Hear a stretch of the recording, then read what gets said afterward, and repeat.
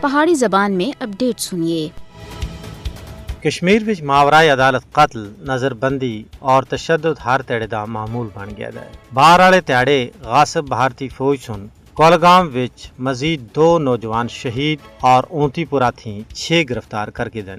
ہندوستانی غاصب حکومت اپنے زیر تسلط جموں کشمیر وچ آزادی پسند عوام کو ڈرا دھمکا کے اور قتل کر کے اپنے حق کی خود ارادیت تھی دستبردار کرنے دی ناکام کوششوں وچ مصروف ہے۔ غاصب بھارتی فوج کسے جواب دہی دی خوف دی بغیر روزانہ دی بنیاد اتے انسانی حقوق دی سنگین پامالیاں کر رہی ہے۔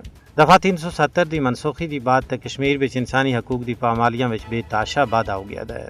اگر اعداد و شمار دا جائزہ لایا جولے تے 5 اگست 2019 تھی ہونے تک 900 تھی زیادہ کشمیری شہید کر دیتے گئے اور ہزاراں دی تعداد وچ گرفتار کر کے پس دیوار زندہ کر چھڑیا ہے۔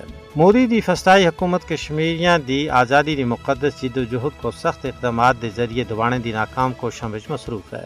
مودی دے دور جبر وچ بھارتی خون خوار خفیہ ایجنسیاں NIA، SIA اور ED کو کھلی ٹیل دے دیتی گئی ہے کہ وہ ڈرا دھمکا کے لوکاں دی زبان بندی کرن۔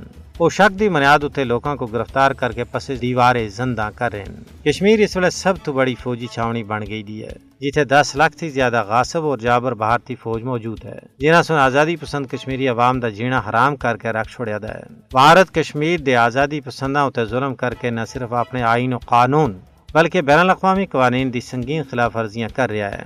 کشمیر وچ انسانی حقوق دی بگڑتی صورتحال دا براہ راست تعلق کشمیر دے نہ حل ہون والے تنازع نال ہے۔ مودی اور اس کے حواریاں کو اپنے سیاہ کرتوتاں دی ضرور سزا ملنی چاہیے۔ عالمی خاموشی بھارتی فرعوناں کو یہ حوصلہ دے رہی ہے کہ وہ کشمیر وچ معصوم لوکاں دا لہو پیندے رہن۔